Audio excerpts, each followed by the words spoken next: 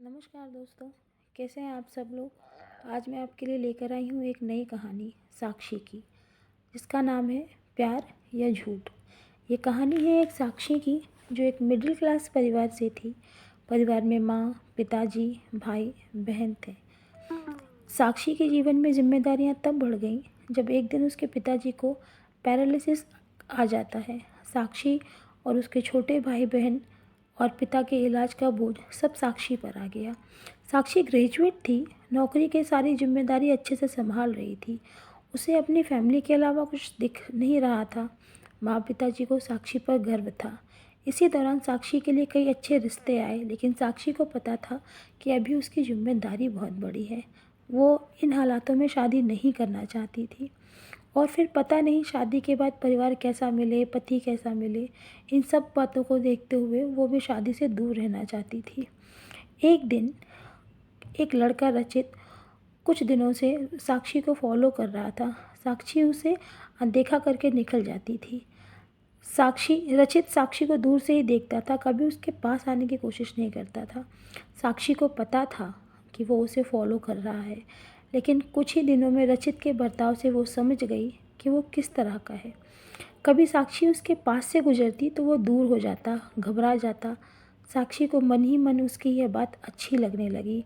उसके दिल के किसी कोने में प्यार ने दस्तक देना शुरू कर दिया था। लेकिन एक दिन अचानक रचित का रिश्ता लेकर उसकी माँ उसके घर आ गई। साक्षी को पता भी नहीं था कि ऐसा कुछ होने वाला है। रचित की तस्वीर लेकर उसकी माँ उसके घर साक्षी के घर आई। रचित की फैमिली एक अच्छी पैसों वाली फैमिली थी और रचित उनका इकलौता बेटा था। साक्षी के घर वाले इस रिश्ते से काफ़ी खुश थे। रचित की मम्मी ने बताया कि उनका बेटा साक्षी को बहुत पसंद करता है, पर साक्षी को इस बात का पता चला तो उसे समझ में नहीं आया कि वो कैसा रिएक्ट करे।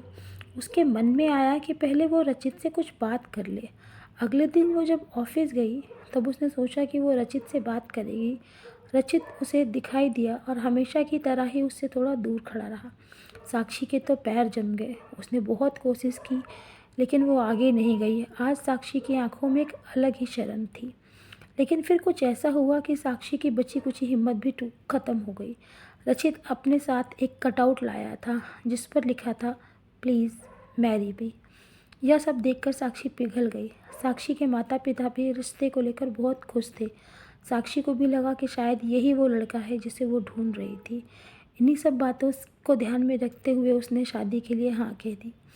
साक्षी खुश थी। उसके मन में रचित से बात करने की इच्छा थी, लेकिन रचित की तरफ से कोई पहल नहीं हो रही थी। इस कारण वो भी चुप थी। साक्षी को रचित और उसके बीच की यह खामोशी पसंद थी। शादी के लिए दोनों परिवार जल्दी में थे, इस कारण जल्दी जल्दी शादी कर दी गई। शादी पक्की होने के बाद ना तो रचित उसे दिखाई दिया, ना उसकी तरफ से कोई फ़ोन आया। रचित शादी के दिन ही उसे कई दिनों बाद दिखाई दिया था। काफ़ी दिनों बाद साक्षी ने रचित को देखा था। साक्षी के चेहरे पर एक अलग ही चमक थी। वहीं दूसरी तरफ रचित बहुत नर्वस लग रहा था।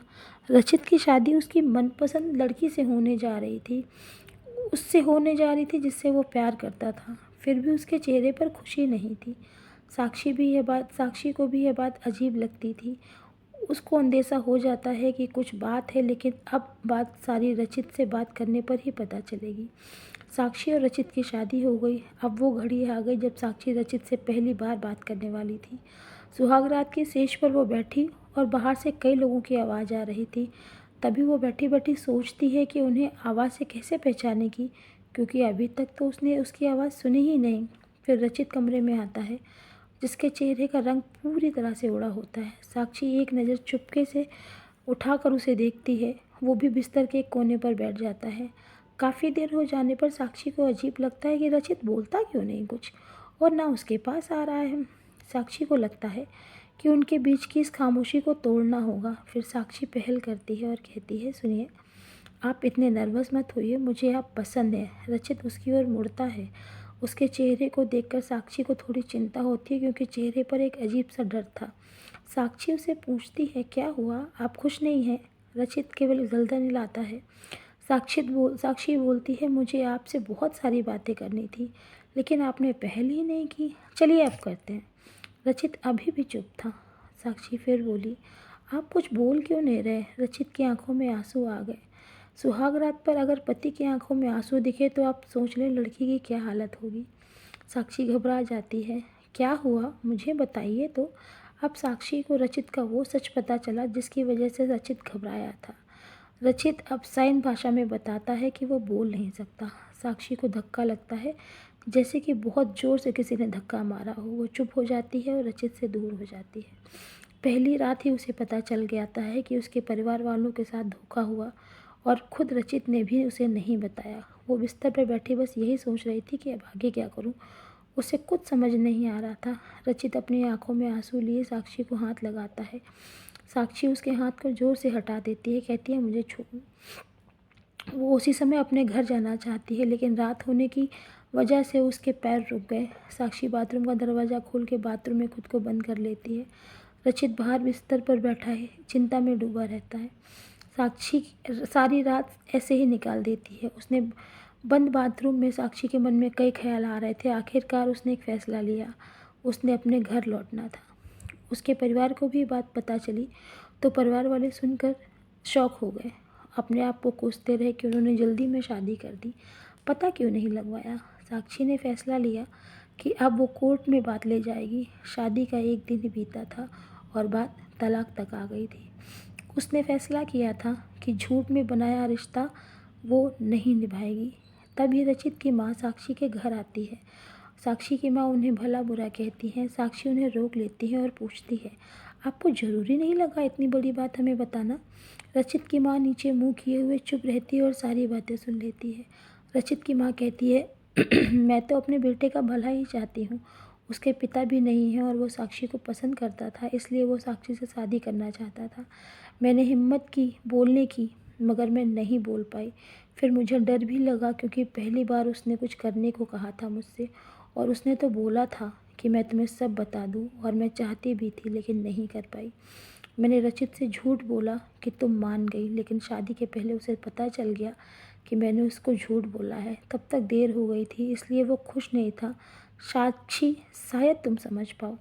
साक्षी अभी भी गुस्से में थी। वो बोली कि मुझे रचित के ना बोलने से कोई भी दिक्कत नहीं है। गुस्सा तो इस बात का है कि आपने धोखा दिया, झूठ बोला, वो मुझसे बर्दाश्त नहीं।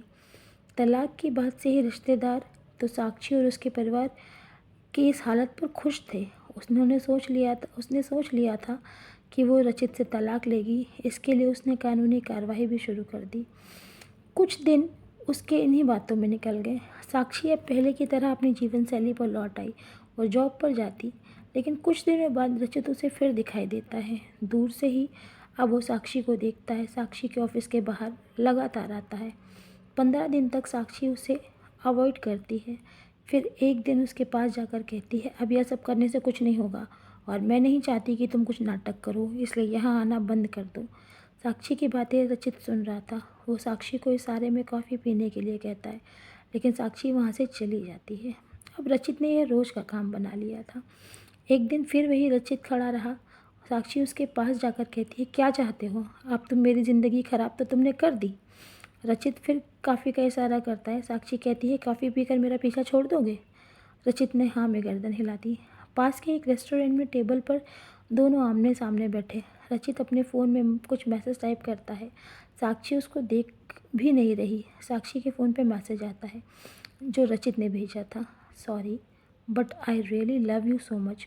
कोई भी बोलने वाला तुम्हें मुझसे ज़्यादा प्यार नहीं कर सकता, और बात तो झूठी कोई भी कह सकता है, लेकिन आंखें हमेशा सच बोलती हैं। एक बार मेरी आंखों में देखो साक्षी, फिर तुम्हें जो तुम्हें सही लगे फिर वो करना। साक्षी का तो सारा गुस्सा मैसेज पढ़ते ही चला गया। उसने धीरे से अपनी आंखें उठाकर रचित को देखा। उसकी आंखों में देखा और उसकी आंखों से आंसू निकल आते हैं। वो अपने आंसू को रोक नहीं पाती। फिर वो उसी संकट में पड़ जाती है जहाँ से उसके सामने कई सवाल खड़े थे।